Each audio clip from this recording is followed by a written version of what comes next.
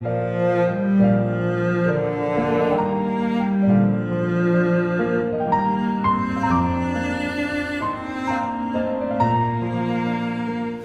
읽어드린 본문 중심으로 강론할 때 성령께서 저와 여러분의 심령 속에 기름 부음을 허락해 주시기를 바랍니다. 또 그리할 줄 믿습니다.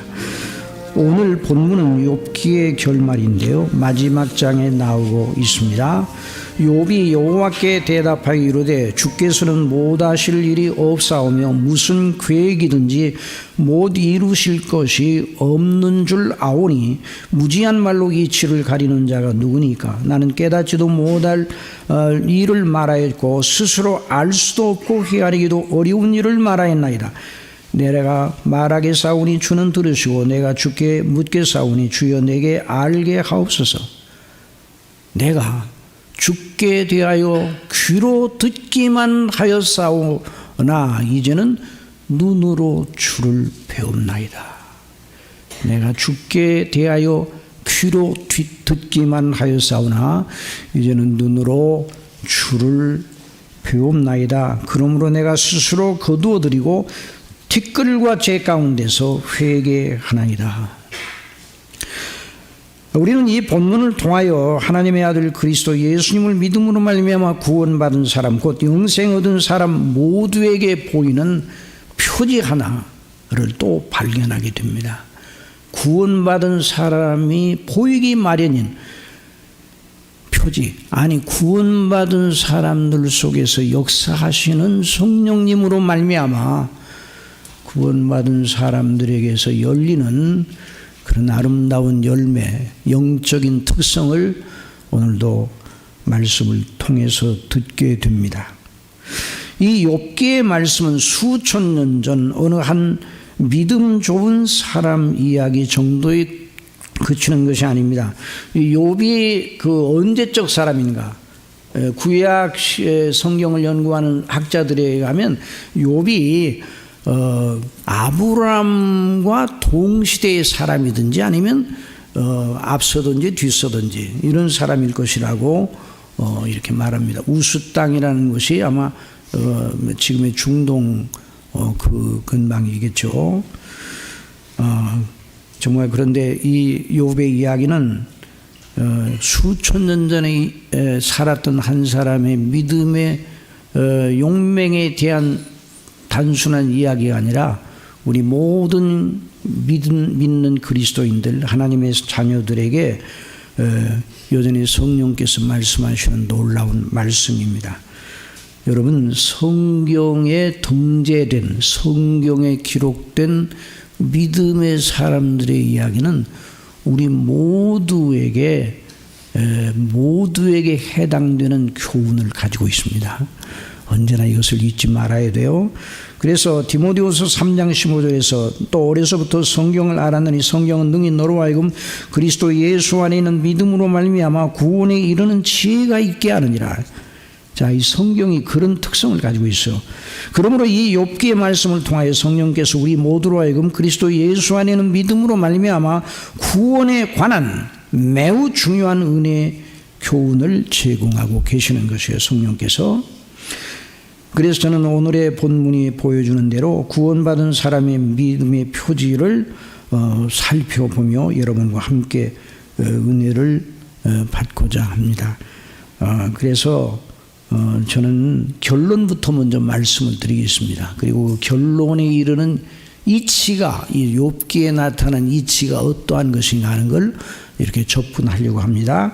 자, 욥기 42장 5절에 내가 주께 대하여 귀로 듣기만 하였사오니 이제는 눈으로 주를 배움나이다. 여러분, 이 욥의 고백은 극한 시련과 만난과 환난의 질고의 늪을 통과하여 믿음을 지키고 이긴 자의 고백입니다. 이 말씀은 욥 개인의 신앙 체험에만 머물지 않고 하나님의 택하신 모든 백성들, 구원받은 사람들에게 해당되는 진리입니다. 욥은 이미 자기 속에 있는 영생의 원리에 속한 영적 통찰력, 곧 하나님을 아는 지식과 총명에 탁월한 성장, 탁월한 상승을 고백을 하고 있습니다. 다시 한번 읽으십시다. 욥기 42장 5절 같이 읽으십니다. 시작. 내가 주께 대하여 듣기만 하였사오니 이제는 눈으로 주를 배움나이다. 자, 여기 표현 눈으로 주를 배웠다 함, 귀로 들었다는 표현, 눈으로 주를 배웠다는 표현인 무엇일까요? 무슨 신비 체험으로 주 하나님의 형용을 보았다는 말이 아니면 너무나 아주 확실하죠. 성경은 아무도 어느 누구도 주님 아버지의 형용을 하나님의 형용을 직접 볼 자가 없다고 말하고 있습니다. 하나님께서 하나님의 영광을 보여주십사고 간청하는 모세에게 말씀하셨어요. 출애굽기 33장 20절에 또 이르시되 내가 내 얼굴을 보지 못하리니 나를 보고 살 자가 없습니다. 그래서 하나님의 얼굴을 볼 수가 없어요. 이 세상에 있을 때 정면으로 하나님의 얼굴을 못 보는 건 말할 필요가 없고, 우리가 영원세계 하늘나라에 가서도 아버지의 얼굴을 정면으로 쳐다보지는 못할 겁니다. 정면으로 쳐다보지는 못해요. 오직 하나님의 아들 예수 그리스도 우리 주님만 독생자로서, 독생하신 하나님으로서 아버지의 얼굴을 정면으로 응시할 수 있습니다. 요한복음 1장 18절에 본래 하나님을 본 사람이 없으되 아버지 품속에 있는 독생하신 하나님이 나타내셨느니라 그랬어요. 그러니까 하나님의 영광을 직접 피조물이 직접 응시하는 일은 불가능합니다. 그래가지고 살 자가 없어.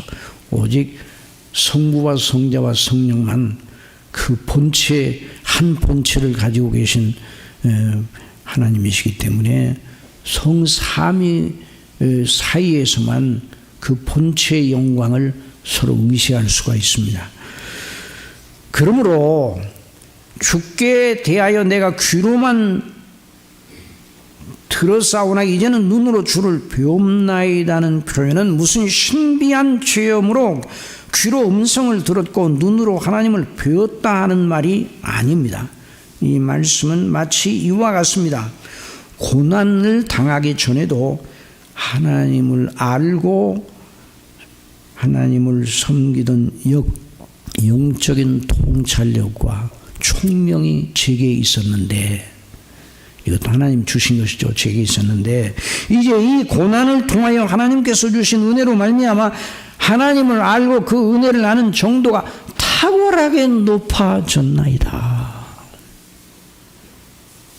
이전에도 하나님의 은혜를 확신하였으나 이제 하나님의 놀라우신 은혜를, 구원의 은혜를 더 확신하게 되었나이다. 그러니 이 말씀은 다윗이 시편 119편에서 한 고백과 동일한 고백입니다. 자, 시편 119편 71절 72절 함께 읽어보십시다. 고난당한 것이 내게 유익이라. 이로 말미암아 내가 주의 율례들을 배우게 되었나이다. 주의 입의 법이 내게는 천천 금은보다 좋으리라. 그랬어요. 다윗은 고난당하기 전에는 그렇게 하였다니 고난을 당함으로 이로 말미암아 내가 주의 율례들을 배우게 되었나이다. 그래서 주의 입의 법이, 주의 말씀이 내게는 천천 금은보다 더 귀하고 용화롭습니다. 이렇게 고백을 하였습니다. 그래서 우리는 오늘 본문을 통하여 이런 교리를 추출해낼 수 있습니다. 구원받은 사람은 이 세상에 사는 날 동안 어떤 고난이나 순경이나 어떤 경우를 통해서도 그 삶의 순례길 속에서 영적 통찰력이 자라게 되는 은혜를 덧입는다. 이렇게 말할 수 있어요. 다시 구원받은 사람은 고난이나 순경이나 어떤 경우를 통해서도 그 삶의 순례길 속에서 영적 통찰력, 하나님과 그리스도를 아는 지식과 그 총명이 자라게 되어 있다. 너무 영광스럽지 않습니까? 그냥 우리의 날들이 그냥 지나가지 않는다 이 말이죠. 하나님은 당신의 백성들의 날들이, 이 땅에서의 날들이 허무하게 그냥 지나가게 하시지 않습니다. 그래서 기뻐하고 감사하는 것입니다. 우리가 무엇을 하든지 하나님께서 우리로 뭘 하면서 이 세상에 살아가도록 하셨든지 간에 구원받은 하나님의 사람들은 날마다 하나님이 기뻐하는 삶을 살도록 인도하여 주신다는 말이죠. 그리고 그 통찰력을 더 크게 하고 총명을 더 부어주시고, 그래서 가면서 살면서 또 여러 가지 삶의 여러 복잡한 현안 속에서 어떤 데는 넘어지고 자빠지고 우리가 연약해서 실족할 때도 있는데, 그걸 통해서도 하나님을 아는 지식이 더 늘어가게 하시는 것입니다. 심지어 우리가 연약하여 하나님 앞에 잘못한 걸 통해서도 큰 교훈을 주셔서 하나님을 더 기뻐하고 사랑하는 사람으로 만들어 주시는 것입니다. 그건 얼마나 감사한 것이죠. 그래서 그러다가 이 순례길 이제 끝나고 너를 위하여 예비한 영원한 아버지의 집, 내 집으로 가자, 그리 하시는 겁니다. 그러니 우리 그리스도인들의 복을 이 세상의 어느 곳으로도 제대로 나타낼 것이 없습니다. 요한복음 5장 12절에는 말씀을 보면, 아들이 있는 자에게는 생명이 있고 하나님의 아들이 없는 자에게는 생명이 없느니라. 내가 하나님의 아들의 이름을 믿는 너희에게는 이것을 쓰는 것은 너희로 하여금 너희에게 영생이 있음을 알게 하려 함이라. 영생이 그 사람 속에 있어요. 그러니까 영생은 영원한 생명이니 그 사람이 반드시 생명인이 자라게 됩니다. 여러분, 생명은 자랍니다. 생명은 가만히 있지 않습니다. 생명은 활동을 하는 거예요. 그 씨앗이 생명을 가지고 있습니다.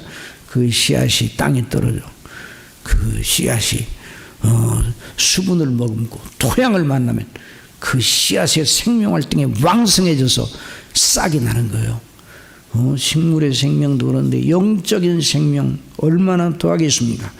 영원한 생명이 우리의 인격의 작용을 통해서 나타납니다. 그 마음의 생각과 지성과 정서와 의지의 작용을 통해서 드러난다는 말입니다. 영생 얻은 사람은 어떤 방식으로 자기 속에 그 영생이 있음을 나타낸다고요? 성경으로 성령께서 이 질문에 대한 답을 분명하게 제시하고 계십니다. 요한복음 17장 3절, 영생은 곧 유일하신 참 하나님과 그가 보내신 자 예수 그리스도를 아는 것이니라. 여러분, 하나님을 압니까? 예수 그리스도를 압니까? 영생이 있기 때문에요. 구원받지 못한 사람이 하나님을 아는 건 불가능합니다. 구원받지 못한 사람이 그리스도를 아는 건 불가능해요. 여기 안다는 건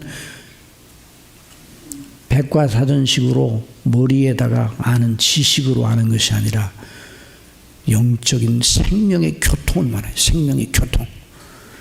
하나님과 우리 주 예수 그리스도와 살아있는 영적인 인격적 교통을 하는 거예요. 이게 영생이에요. 영생의 본질이에요. 그래서 빌립보서 3장 7절 이하에 사도 바울은 그리스도 예수님을 만나 어떻게 자기 속에 변화가 일어나는가를 보여주고 있습니다. 그러나 무엇이든지 내게 유익하던 걸 내가 그리스도를 위하여 다 해로 여길 뿐더러 또한 모든 걸 해로 여김은 내 주 그리스도 예수를 아는 지식이 가장 고상하기 때문이라. 주 예수 그리스도를 아는 지식이 가장 고상하다. 생명이 있기 때문에. 여러분도 그렇게 믿습니까?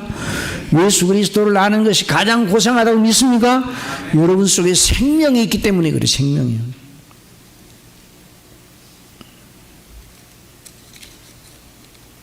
내가 그를 위하여 모든 걸 잃어버리고 배설물로 여기면 그리스도를 얻고 그 안에서 발견되리 하미니 내가 가진 의는 율법에서 난 것이 아니오 오직 그리스도를 믿음으로 말미암은 것이니 곧 믿음으로 하나님께로부터 난 의라.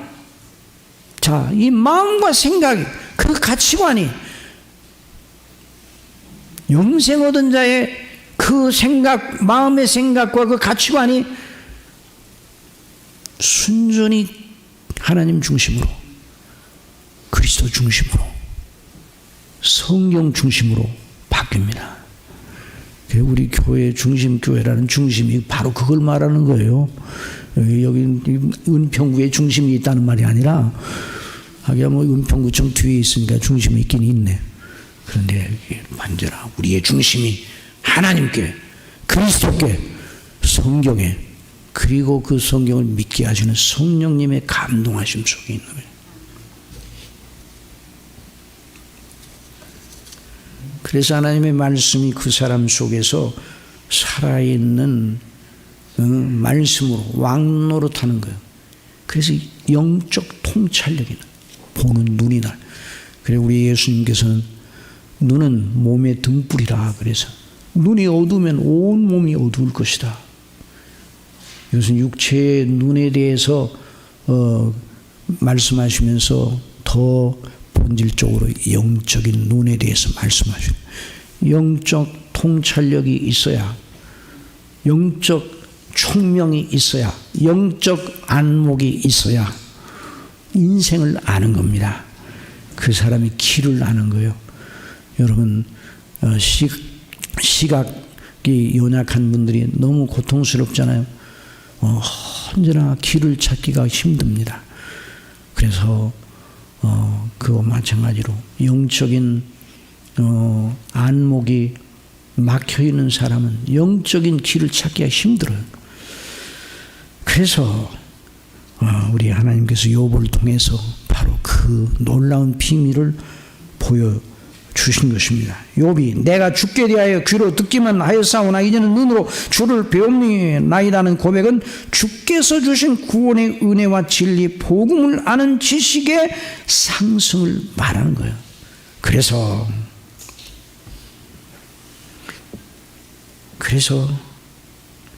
사도 바울은 골로새서 2장에서 이렇게 말하고 있어요. 우리 다 같이 읽어보세요. 6장 7절 시작. 그러므로 너희가 그리스도 예수를 주로 받았으니 그 안에서 행하되 그 안에 뿌리를 박으며 세움을 받아 교훈을 받은 대로 믿음에 굳게 서서 감사함을 넘치게 하라. 그 안에 뿌리를 박으면, 그리스도 안에 뿌리를 박으라고 그래서 뿌리를 박으라. 그러니까 욥이 그리스도 안에 뿌리를 더 깊이 내렸다는 말이에요. 이 모진 그 극한 환난과 견딜 수 없는 그 고통 속에서 하나님의 은혜를 주셔서, 은혜를 주시되 그 은혜를 주셔서 그 심령이 그리스도 안에, 하나님의 구원의 은혜 안에 깊이 뿌리를 내렸다는 말입니다. 그 고백을 하고 있는 거예요. 내가 귀로만 주께 대하여 들었사온데 지금까지는, 이제는 눈으로 주를 배웁나이다. 더 확실하게 알았나이다. 그러니까 우리가 구약 성경을 풀 때 구약의 정황과 역사적 환경과 처지에 대하여 아는 것은 매우 중요합니다. 그러나 구약 성경은 단순한 지나간 옛날의 이야기가 아니라 오늘도 하나님의 살아있는 말씀이 됩니다. 그러기 위해서 언제나 신약 성경에 비추어 구약을 풀어야 합니다. 구약 성경의 예언과 약속의 성취가 곧 신약 성경입니다. 그래서 신약 성경은 구약 성경으로 그 정당성과 근거를 삼습니다. 그래서 우리 주 예수님께서 구약 성경을 풀어 자신이 하나님의 아들 그리스도이심을 증거하셨습니다. 사도들도 구약 성경을 풀어 나사렛 예수님이 그리스도와 주가 되심을 증거하였습니다. 그러므로 욥기도 구약 성경 시대의 테두리 안에서 풀지 않고 욥기를 성경 전체에 신약 성경의 조명 아래서 풀어야 욥기에 대한 이해의 눈이 열리게 됩니다. 욥기가 욥기 자체로 보면 매우 난해한, 그 욥의 친구들도 욥의 고난에 대해서 여러 가지 나름대로 자기의 신학적인 지식을 동원하여 풀어보려고 했지만 틀렸어요. 욥 자신도 그러하였어요. 그러니까 우리가 언제나 그리스도 안에서 성경을 풀어야 해요. 그리스도 안에서 주시는 하나님의 은혜의 놀라운 경륜 속에서 성경을 풀어야 되는데, 그러니까 흔히 욥기의 결말을 말하라 그러면 여러분 뭐가 생각이 납니까? 욥의 고난 중에 믿음을 지키니 노년에 배나 복을 받았다. 그거 많이 기억하고 있죠? 배나 복을 받았다. 이것이 욥기에 대한 그 결말이라 이렇게 이제 생각하는데, 뭐 그것도 잘못된 건 아니에요. 왜냐하면 성경이 그렇게 기록되어 있으니까. 물론 하나님의 행사입니다. 그러나 욥에게 주신 하나님의 주신 결말은 그보다 더 깊고 넓고 깊습니다. 자, 우리 야고보서 5장 11절 다 같이 한번 읽어봅시다. 시작. 보라, 인내하는 자를 우리가 복되다 하나니 너희가 욥의 인내를 들었고 주께서 주신 결말을 보았거니와 주는 가장 자비하시고 긍휼히 여기시는 이시라. 믿음으로 인내한 욥에게 하나님께서 주신 결말의 본질, 가장 자비하신 하나님께서 욥에게 주신 자비와 긍휼의 상급의 본질은 물리적인 것에 있지 않고 영적인 것에 있는 거예요. 자, 우리가 항상 이걸 잊지 말아요. 믿음의 세계는 물리적인 겁니까? 영적인 겁니까? 영적인 거예요. 영적인 건 눈에 잡히지 않습니다. 손에 잡히지 않습니다. 우리의 피부에 금방 와닿지 않아요. 물리적인 건 우리의 피부에 금방 와닿습니다. 물리적인 것이 우리에게 더해지면 우리가 쉽게 기뻐할 수 있어요. 물리적인 것이 우리에게서 빠져나가게 되면 금방 고통을 느낍니다. 그러나 영적인 것은 그런 육신적인 생각으로 금방 접근이 되지 않는 겁니다. 그러나 사도 바울을 통해서 말씀해 주셨어요. 그러므로 우리가 낙심하지 아니하노니 겉사람은 후패하나 속사람은 날로 새롭더라. 물리적인 건 겉사람의 영역에 속한 거예요. 겉사람의 영역에 속한 것이 결국 겉사람이 후패해짐과 동시에 함께 그것도 물리적인 것도 쇠폐해지는 겁니다. 그러니까 욥이 받았던 모년의 복, 참으로 하나님께 주신 복이니 감사한 일이에요. 그러나 그것만이라고 그러면 욥이 받았던 복도 결국 욥이 죽을 때 다 끝나버리고 말아요. 그러나 욥이 받았던 결론은 더 크고 더 영적인 것이. 그래서 사도 바울은 겉사람은 후패하나 우리의 속은 날로 새롭도다 말씀하셨어요. 그래서 우리가 돌아보는 것은 보이는 것이 아니요 보이지 않는 것이니, 보이는 것은 잠깐이요 보이지 않는 것은 영원함이니라. 여러분 믿습니다. 그러니까 우리의 믿음의 세계를, 항상 우리 믿음이라고 하는 이 믿음의 세계를 자꾸만 물리적인 것으로 바꾸어 판단하려고 하는 성향이 우리 속에 있어요. 저나 여러분이나 다 본성적으로 그게 있어요. 그런데 그걸 누르고 하나님이 주신 믿음의 원리로 봐야 돼요. 그래서 욥이 받은 결말은 사도 바울이 로마서 8장 28절 이하에서 말한 복음의 포괄적 은혜의 핵심을 꿰뚫는 것이었습니다.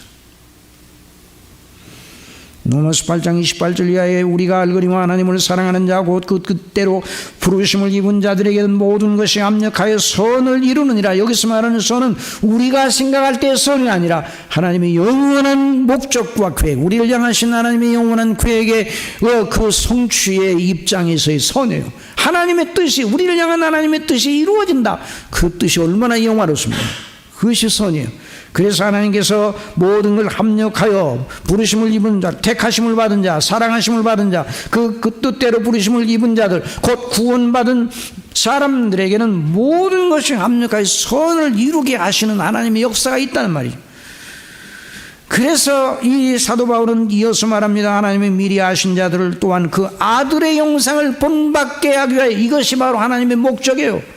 그러니까 그 아들의 형상을 본받게 하기 위하여 우리를 인도하시고 통치하시고 섬세하게 우리를 교육하시고 계시단 말이에요. 그래서 그 아들의 형상을 본받게 하기 위하여 미리 정하셨으니 이는 그로 많은 영제 중에서 맏아들이 되게 하려 하심이라. 또 미리 정하신 그들을 또한 부르시고 부르신 그들을 또한 의롭다 하시고 의롭다 하신 그들을 또한 영화롭게 하셨느니라. 그러니까 욥이 받은 은혜가 바로 이 은혜예요. 저와 여러분이 받은 은혜도 바로 이 은혜입니다. 욥을 하나님께 사랑하신 것처럼 저와 여러분도 똑같이 사랑하십니다. 욥이 그 모질고 극한 환난을 통하여 받은 깊고 높은 은혜는 창조주여 구속주이신 하나님과 우리 주 예수 그리스도를 아는 지식과 그 통찰력의 상승이에요. 우리가 이 안목이 높아질 때 내가 정말 복 중에 복을 받았다, 그렇게 믿어야 됩니다. 사랑하신 여러분, 이 하나님의 선물을 늘 기대하시기 바랍니다. 그리스도를 아는 지식, 하나님과 그리스도를 아는 지식과 그 영적 안목의 탁월한 성장을 위하여 하나님의 은혜를 구하고 늘 힘써야 됩니다. 이런 은혜를 우리 안에서 불일으켜 주시는 분이 누구신가? 성령님이세요. 보혜사 성령께서 이 은혜를 우리 속에 불일으켜 주시려고 우리 속에서 일하고 계십니다. 여러분 그걸 확실히 믿습니까? 그걸 항상 생각을 해야 돼요. 우리 속에 성령이 계시다는 걸 언제나 생각을 해야 돼요. 그래서 누가복음 11장 9절 이하에 우리 예수님께서 말씀하셔서 내가 또 너에게 이르노니 구하라 그러면 너에게 주실 것이요 찾으라 그러면 찾아낼 것이요 문을 두드리라 그러면 너에게 열릴 것이니 구하는 이마다 받을 것이요. 이거 누구 보고 하는 소리인가? 하나님의 자녀들 보고 하신 말씀이에요. 이 말씀을 그냥 모든 대중에게 무작위적으로 다 하시는 말씀이 아니에요. 이 말씀은 하나님의 자녀, 구하는 이마다 받을 것이요. 하나님의 자녀가 이렇게 구하면 주신다 이 말. 찾는 이는 찾아낼 것이요 두드리는 이에게는 열릴 것이니라. 너희 중에 아버지 된 자로서 누가 아들이 생선을 달라 하는데 생선 대신에 뱀을 주며 알을 달라 하는데 전갈을 주겠느냐? 너희가 악할지라도 좋은 것을 자식에게 줄 줄 알거든 하물며 너희 하늘 아버지께서 구하는 자에게 성령을 주시지 않겠느냐? 성령의 감동하심과 가르치심과 인도하심을 구하는 자에게 그 은혜를 주시지 않겠느냐? 영적 통찰력이 상승되는 은혜를 구하시기를 바랍니다. 영적 성장을 위하여 기도하시기 바랍니다. 그래서 내 심령이 그리스도의 형상을 더 본받아가는 일을 위하여 애쓰시기 바랍니다. 이것이 바로 신학적으로는 성화라 그럽니다. 성화를 힘써야 돼요. 성화를 일으키시는 분이 성령님인데 성령님이 인도하시면 늘 믿음으로 순종하시면서 나가기를 힘써야 돼요. 그래서 사도 바울이 너희 속에서 행하시는 이는 하나님이시니 너희로 기뻐하시는 선한 소원을 두고 행하게 하신다. 그래서 그 앞에 너희 두렵고 떨림으로 너희 구원을 이루라 이 말씀을 하신 것이 바로 그걸 가리킵니다. 그러면 우리는 욥기를 통하여 욥이 그런 결론에 이르게 하신 하나님의 행사의 이치를 살펴봐야 돼요. 이치를 알아야 돼요. 자, 어떤 진리도 그 진리 교리가 있으면 그 교리가 어떻게 해서 그런 교리가 나왔는가, 어떻게 해서 그런 말을 할 수 있는가, 그 정당한 이치가 있어야 돼. 이치. 여러분 수학의 공식도 어떻게 해서 그 공식이 그렇게 나왔는가 그 이치를 알아야 수학을 응용할 수가 있어요. 응? 수학은 문제와 답을 암송을 하면 아주 점수가 올라가죠? 안 올라가요. 그 이치라, 공식의 이치를 알아야 수학을 마스터할 수 있어. 성경도 마찬가지예요. 욥이 그런 고백을 하였는데 귀로만 들었는데 이제는 주님께 대하여 아버지께 대하여 하나님께 대하여 눈으로 배움나이다라는 고백을 하였는데 어떻게 그런 고백을 하게 되었는가? 그 이치를 욥기 전체를 조망하면서 알아야 돼요. 근데 이 일은 한 시간 내로 끝날 수 있는 일이 아닙니다. 그래서 오늘은 시간이 허락될 때까지만 하고 이제 첫 시간하고 앞으로 몇 시간이 걸쳐서 욥이 어떻게 그런 믿음으로 그런 고백에 이르게 되었는가. 그러니까 우리의 영적 성장이 어떻게 해서 이루어지는가 또 이제 배우게 되는 거예요. 자, 욥기는 욥의 이야기입니다. 그러면서도 하나님의 행사입니다. 하나님의 이야기입니다. 여러분 그렇게 믿습니까? 욥의 이야기가 누구의 이야기라고요?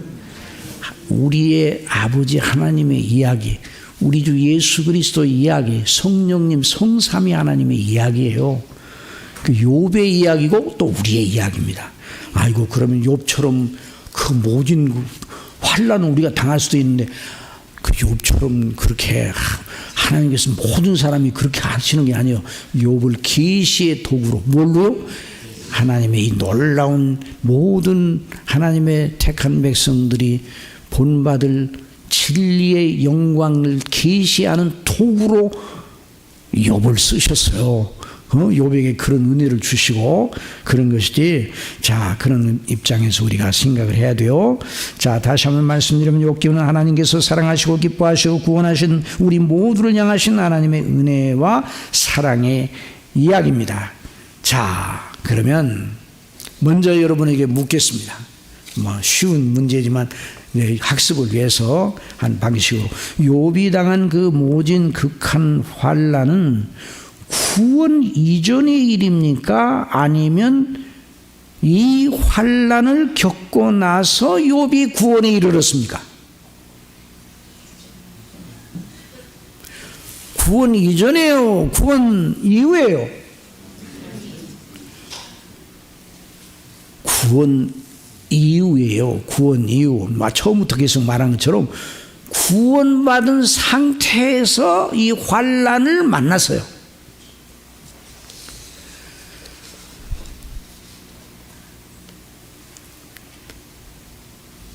구원 이후 하나님의 은혜의 보장 아래서 영생 얻은 자에게 하나님께서 확약하신 은혜의 보장 아래서 이 고난을 받았어요.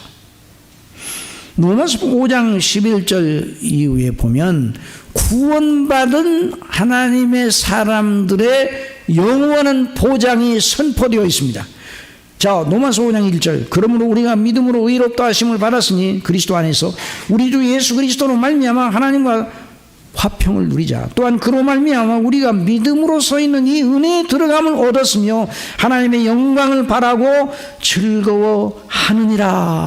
하나님과 화평한 가운데, 하나님의 은혜에 들어간 가운데 하나님의 영광의 소망을 바라고 즐거워하는 것을 한번 따라합시다. 하나님과의 화평, 은혜에 들어감, 하나님의 영광의 소망, 이것이 저와 여러분에게 주어졌어요.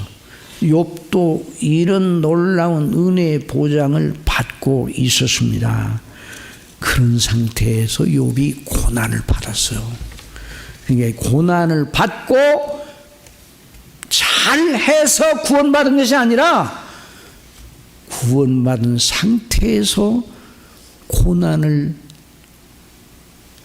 이겨내고 인내로 하나님께로부터 이런 은혜의 큰 선물을, 그 상급을 받았다는 말입니다.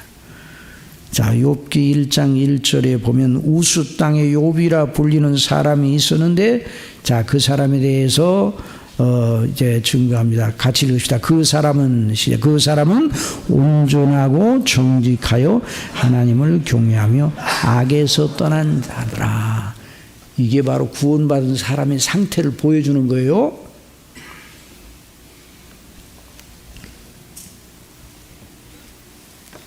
그 사람은 4천여 년 전의 사람인데 온전하고 정직하여 하나님을 경외하며 악에서 떠난 자더라.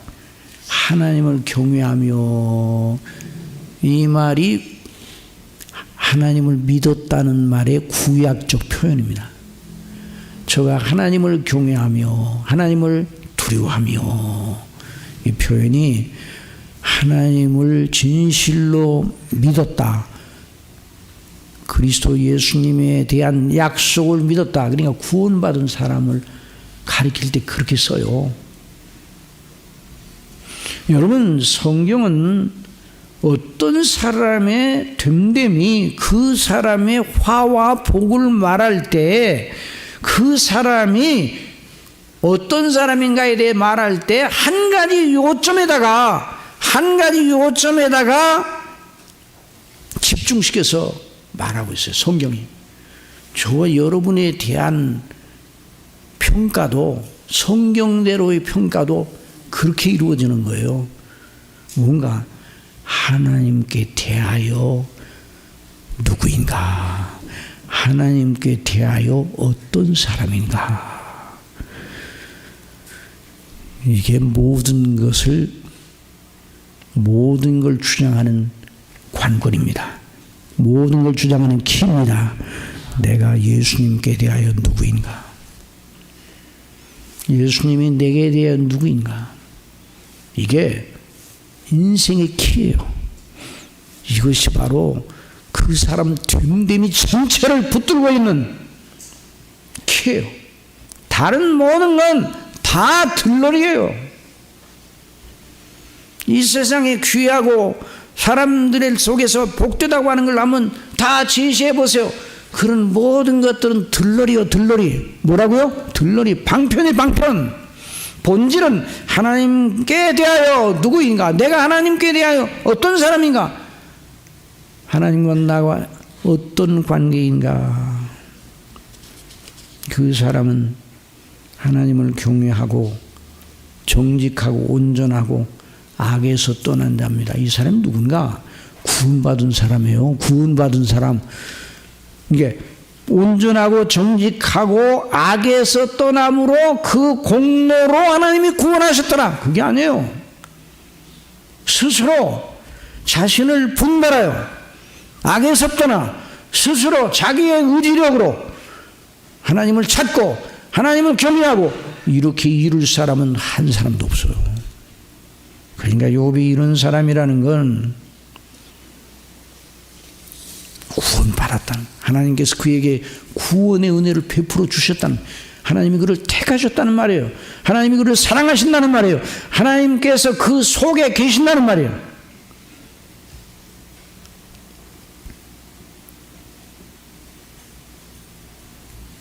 그러면 욥기의 나머지 내용은 모두 구원 받은 후에 당한 일에 관한 것이요. 욥기 내용 전체가 욥이 구원받은 이후에 일어난 일이에요. 그 말은 하나님과 영원한 화목을 이룬 가운데서 욥이 이 세상에 있는 동안 어느 기간 동안 그런 고통을 당했다는 말이에요.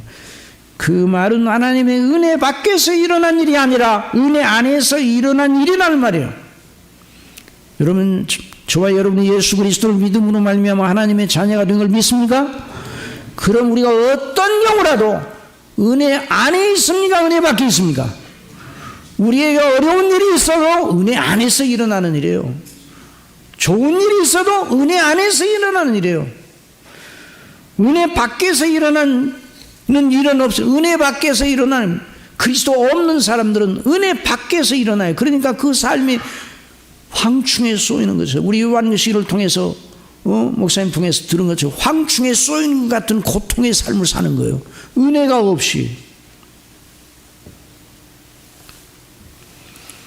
욥은 늘 하나님을 기뻐하고 하나님을 찬미하고 하나님께 감사를 올린 사람이었습니다. 늘 하나님께 순종하는 사람으로 의의 열매를 맺고 있는 사람이었습니다. 욥기 1장 4절 이하의 말씀을 들어보십시오. 그의 아들들이 자기 생일에 각각 자기의 집에서 잔치를 베풀고 그의 누이 3명도 청하여 함께 먹고 마시더라. 그들이 차례대로 잔치를 끝내면 욥이 그들을 불러다가 성결하게 하되 아침에 일어나서 그들의 명수대로 번제를 드렸으니 이는 욥이 말하기를 혹시 내 아들들이 죄를 범하여 마음으로 하나님을 욕되게 하였을까 함이라. 욥의 행위가 항상 이러하였더라. 구원받은 사람이 아니면 어떻게 이래요? 이렇게 행함으로 구원받아요? 아니에요. 사람이 그럴 수가 없어요. 구원받아야 하나님도 알고 예수님도 알고 하나님의 은혜를 기뻐하는 것입니다. 구원받아야 죄가 무서운지 알아요. 구원받아야 죄가 얼마나 무섭고 더러운 것이라는 걸 구원받은 사람밖에는 모르는 것이죠. 그래 늘 구원을 기뻐하고 하나님께 순종하는 걸 즐거워하고 하나님 그리스도의 형상을 따라서 자라기를 늘 바라는 사람이었어요. 진실로 하나님을 경배하는 사람은 구원받은 사람밖에 없습니다. 그래서 아버지께서 참으로 아버지를 예배하는 자를 찾으신다고 예수님 말씀하셨어요. 그래서 너희는 신령과 진정으로 아버지를 예배할지니라 말씀하셨어요. 이게 누구를 향해서 하는 말씀인가? 구원받은 택한 백성들을 향하여 주시는 말씀입니다. 그러면 지금도 우리가 하나님께 예배를 드릴 때, 신령과 진정으로 예배를 드릴 때 아버지 기뻐하시고 그 속에서 역사하시는 거예요. 자기 행위로 공로로 하나님께 인정받아 영생을 얻기를 원하는 사람들이 있다고 하면 그 사람은 기쁨이 없어요. 그 사람은 감사가 없어요. 늘 불안하고 확실하지 않습니다. 자기 행실이 하나님께 인정을 받을지 안 받을지 가봐야 알아. 심판 날을 당해봐야 한다는 생각을 해. 늘 불안한 거예요. 늘 두려워하는 사람이에요. 그래서 요한계시록 21장에서 그런 자를 가리켜 뭐라고 하는가? 요한계시록 21장 8절에는 말씀 같이 읽어봅시다. 시작. 그러나 두려워하는 자들과 믿지 않은 자들, 여러분 여기 두려워하는 자들과 믿지 않은 자들이 별개의 사람들이 아니에요. 한 사람이 한 사람, 같은 사람은 그렇게 묘사하는 거예요. 그 사람이 누군가? 그 사람이 결국 영적으로 중악한 자들과 살인자들, 음행하는 자들은 우상자, 점술가들, 거짓말할 이 그리스도 없는 사람들의 영적인 상태예요. 그러니까 근데 욥은 그런 사람이 아니죠. 내가 하나님께 징벌을 받아 지옥에 갈까? 이런 두려움이 없는 사람이었어요. 그리스도 안에서 구원받은 하나님의 삶, 늘 하나님께로부터 기뻐하고 하나님의 영광을 기리는 사람들이었어요. 그가 구원 이후에 구원받은 상태에서 하나님과 본질적으로 화평, 하나님의 은혜의 보좌 안에 있고 하나님의 영광의 소망으로 즐거워하는 중에서 살고 있었어. 그리고 욥의 자녀들과 욥의 소유들도 다 구원받은 상태에서 하나님께 받은 거예요. 욥기 1장 2절에 그에게 아들 7과 딸 셋이 태어나니라. 그의 소유물은 양이 7,000마리요 낙타가 3,000마리요. 이거 계산 누가 해봤는지 모르지만 엄청난 약액수예요. 그게 뭐 거부요, 거부. 하나님 이름이 거부가 되게 하셔. 암나귀가 500마리요 종도 많이 있어서 이 사람 동방 사람 중에 가장 훌륭한 자라. 욥의 자녀들과 부유한 모두 하나님 주신 선물들이었어. 구원받은 욥에게 하나님께 그와 같은 것을 부어주셨어요. 여러분 구원받은 사람에게 이와 같은 것을 주시는 것이 다반사로 주시는 건 아니에요. 특별하게 하나님의 뜻이 있어서 욥은 그걸 받아가지고 그 부요함 속에서 즐거워하고 복되다고 생각지 않고 하나님께 구원받은 것을 인하여 복되다고 기뻐하고 즐거워했습니다. 자기 소유를 보고 기뻐한 사람이 아니에요. 그 다음에 이제 그것이 나오는 거예요. 하루는 하나님의 아들들이 욥기 1장 6절에 와서 여호와 앞에 섰고 사단도 그들 가운데 온지라. 여호와께 사단에게 이르시되 내가 어디서 왔느냐. 사단이 여호와께 대답하여 이르되 땅을 두루두루 여기저기 다녀왔나. 이 사단의 특성이 여기저기 다녀 두루두루 다녀. 삼킬 자를 찾아서 시험 받을 자를 찾아가지고 여호와께서 사단에게 이르시되 내가 내 종 욥을 주의하여 보았느냐. 그와 같이 온전하고 정직하여 하나님을 경외하며 악에서 떠난 자는 세상에 없느니라. 사단이 가장 싫어하는 사람이야. 욥은 가장 미워한 사람이 욥이었어. 사단이. 반면에 하나님께서 가장 기뻐하시는 사람, 하나님께서 사랑하시는 존재였습니다. 욥만 그렇게 사랑하시죠?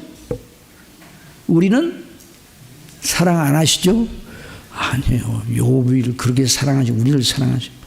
그래서 히스바냐 3장 14절에 보면 시온에 따라 노래할지어다. 이스라엘이 기쁘게 부를지어다. 예루살렘 따라 진심으로 기뻐하며 즐거워할지어다. 여호와가 내 형벌을 제거했고. 우리를 향하여 주시는 말씀이요. 내 원수를 쫓아냈으며 이 사단의 권세를 그 사람에게 빼내서 사단이 우리를 제어하지 못해. 이스라엘 왕 여호와가 내 가운데 계시니 그리스도가 우리 가운데 계시니 내가 다시는 화를 당할까 두려워하지 않을까. 우리 지옥 안 가. 그 말이에요. 그날에 사람이 예루살렘에 이르기를 두려워하지 말라. 시온아 내 손을 늘어뜨리지 말라. 너희 하나님 여호와가 너희 가운데서 계시니 그는 구원을 베푸실 전능자시라. 그가 너로 말미암아 다 같이 시작. 기쁨을 이기지 못하시며 너를 잠잠히 사랑하시며 너로 말미암아 즐거이 부르며 기뻐하시리라 말씀하십니다.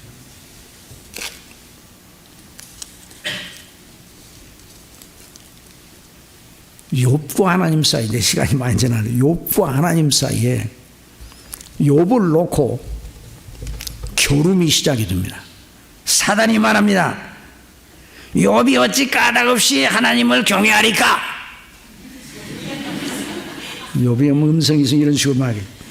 주께서 그와 그 집과 그 모든 소유물을 울타리로 두르심 때문이 아니니까 주께서 그의 손으로 하는 바를 복되게 하사 그의 소유물이 땅에 넘치게 하셨습니다. 이제 주의 손을 펴서 그의 모든 소유물을 치소서. 그리하시면 틀림없이 주를 향하여 욕하지 않겠나이까? 하나님께서 사단에게 말씀하십니다. 내가 그의 소유물을 다 내 손에 맡기노라. 다만 그의 몸에는 내 손을 대지 말라.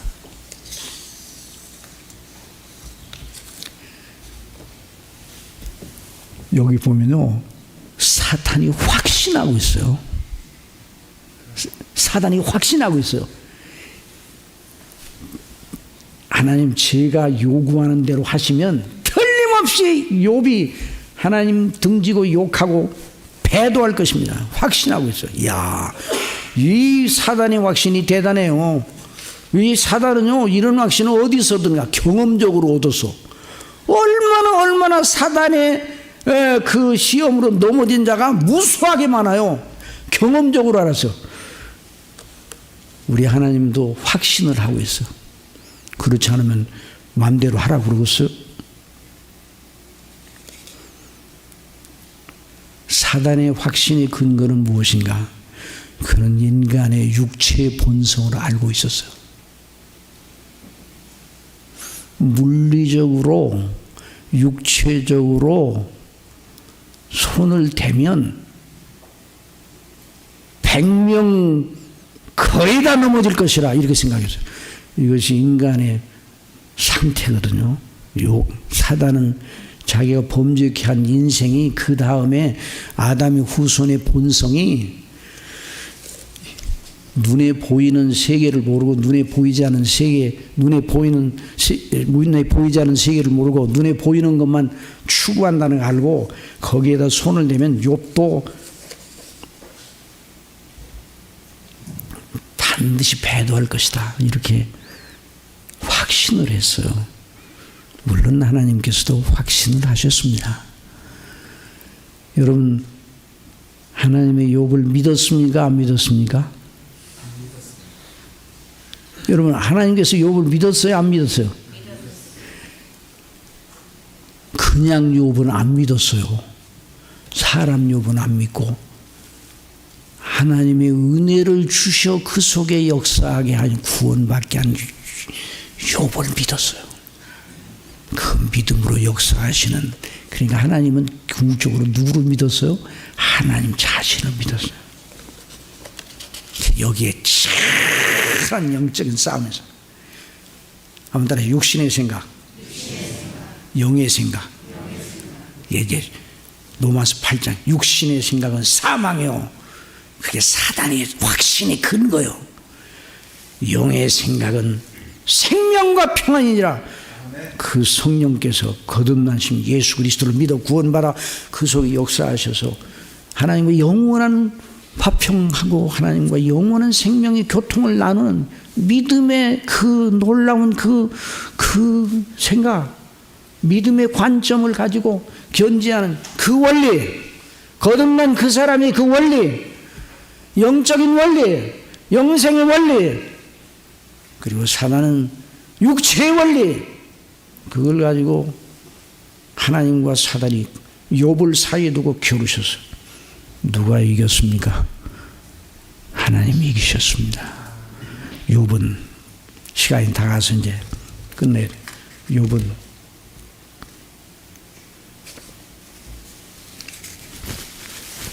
그 기가 막힌 자기 자녀들 전체가 10명 자녀가 다 죽었어요. 자기의 모든 소유가 다 날아가 버렸어요.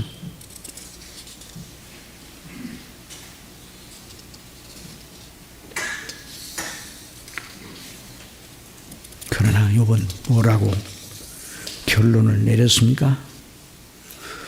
욥은 믿음으로, 영의 생각으로 창조주 하나님과 그의 주권의 정당성과 구원의 놀라운 은혜를 의지하여 종합적인 판단을 내립니다. 욥기 1장 20절, 이제 시간이 없어 줄여서, 욥이 일어나 겉옷을 찢고 머리털을 밀고 땅에 엎드려 예배하며 이르되 내가 모태에서 알몸으로 남아 싸운즉 또한 알몸이 그리로 돌아가올지라. 주신 이도 여호와시오 거두신 이도 여호와시오니 여호와의 이름이 찬송을 받으리라 하고, 이 모든 일에 욥이 범죄하지 아니하고 하나님을 향하여 원망하지 아니하니라. 그가 영생하던 구원 백성으로 창조주 하나님과 그 주권의 정당성 인정하며 하나님을 찬미합니다. 자기에게 주어졌던 자녀들과 소유들 전체에 자신을 묻지 않고 오직 창조주 하나님과 구속주 그리스도께 자신을 묻고 자기의 영원한 문제를 다 주님의 손에 위탁을 하였습니다. 그가 만일 자기 소유물로 기뻐하고 자기 자녀들로 늘 자랑하고 그것으로 힘을 삼은 사람이었다면 그런 그 소유물과 자녀들이 없어졌을 때 함께 망했어요. 그러나 욥은 하나님과 그리스도께 자기 자신을 온전히 맡겼어요. 사도 바울이 말한 거죠. 내가 의뢰한 자를 내가 알고 내가 의탁한 모든 것 그가 능히 그날까지 지키실 줄 확신하니라. 이런 믿음으로 승리하였습니다.